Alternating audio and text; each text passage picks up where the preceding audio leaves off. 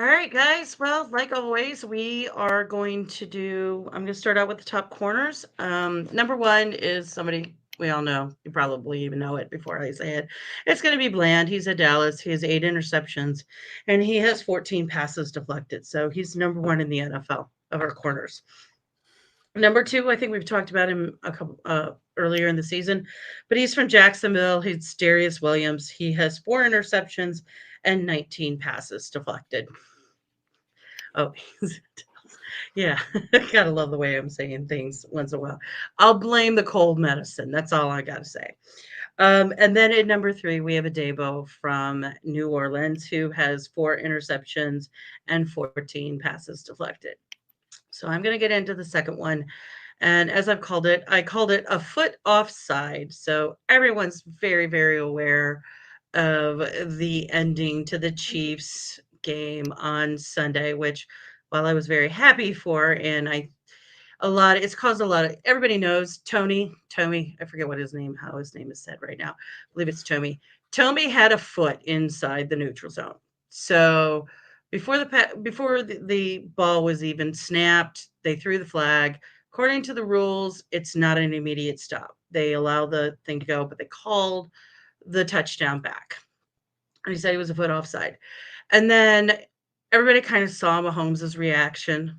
And then on Monday, Andy Reid came out and said, like, well, the refs need to tell the wide receivers whether they should give them a warning. And they were trying to make it all like it was kind of the refs' fault and all of this, which I've done a little research into this. And actually, the person who did the most research into this is Dan Orlovsky. He went through all the tape, and Tommy was offsides by foot out of 3 to 5 plays, depending on whether it would be called offsides or not. So he was a serial um, he was doing this all game. He was not lined up. And Reed was wrong. He did backtrack today and said that the way it's supposed to work is that Tommy can look at the ref and ask the ref if he's lined up in the neutral zone. And if he is, the ref will tell him and then he can move. Tommy didn't do that on the last play. So there's a lot of rigmarole, a lot of people, Chiefs fans are not happy because that was the end of the game for them. They lost a game that they probably might have needed to win. But I was doing some research and it turns out that in the beginning of the year, the league specifically told the teams that they were going to be focusing on offensive offsides and that this is something that the refs were being told to look for and to make sure didn't happen as much. So last year, I'm looking, they only called it twice last year. This year, they've called it 11 times. So no matter what Mahomes and Reed and the Chiefs are saying about this, and other people are jumping in too, like Peyton Manning has come in and said he doesn't like the rule. Robert Griffin the third has come in and said he wants to change the rule. Like they think it should be an immediate, like, stop the game. If it's offsides, it's stop the game. Um, the fact of the matter is, teams knew about this. Tommy knew about this. The Chiefs know about this. They've all been told to look for it. So I don't really get all the hubbub, but I'm also not a Chiefs fan. So that and people know me. You know I'm not a Chiefs fan. I mean, I'm a Broncos fan. I immediately am going to be happy with the Chiefs loss.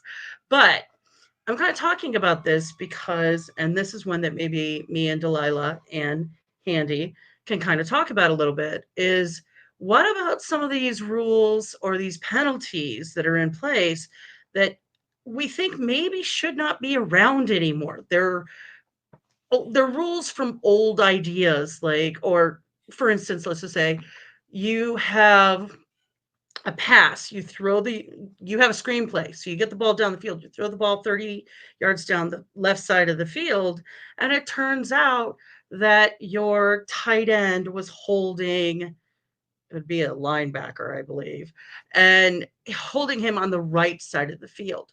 Well, what ends up happening in that situation is the ref throws the flag for holding, and you got to come back, and it's a loss of a down. Do we think some of these rules need to be tweaked a little or should be tweaked? Or should that holding call there, which had nothing to do with the catch, be allowed to bring that ball back and have to start over? What do you think, Delilah? I mean, we're always updating rules and policies, right? To kind of move with like modern NFL or modern American football. So the issue is just consistency. So even if you, let's say they do change the rules, but it's Mhm. always still going to come down to officiating and what they see, right? It's always going to come down to humans making those judgment calls. So you Mm. can still make the, you can still make the adjustment and it may not affect the game next time, but I'm sure it'll affect it another way and no one's going to be happy. But sure, should they tweak it? Go for it. But it's always going Sure. to come down to human eye making that call.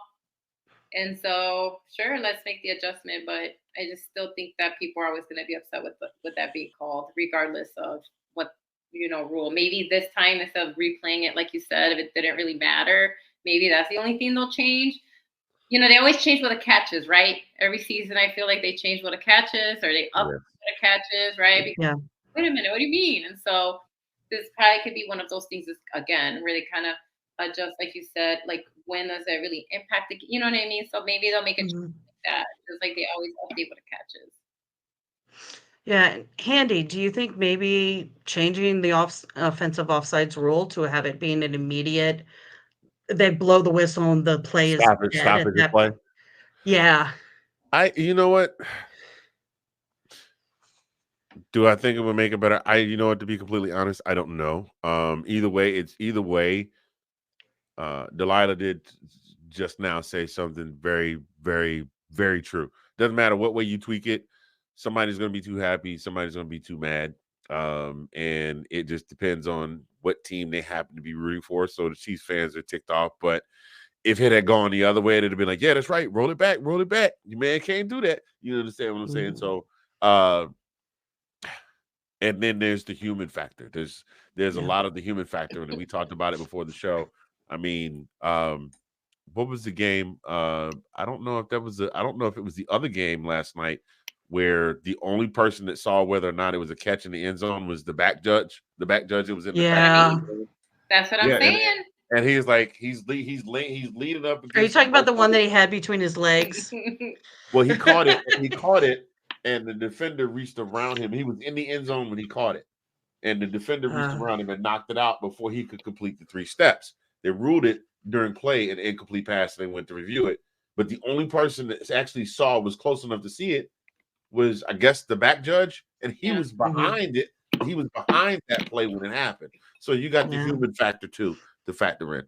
I don't know. I mean, I I think honestly, to be completely honest, I think if the league came up with a training program, like you said, and these people actually were like full time instead of part time, so they could stop making all these slowing down the game. Like they took, and the commentator said, we saw it here just as plain as day. There's 82 cameras here in the stadium.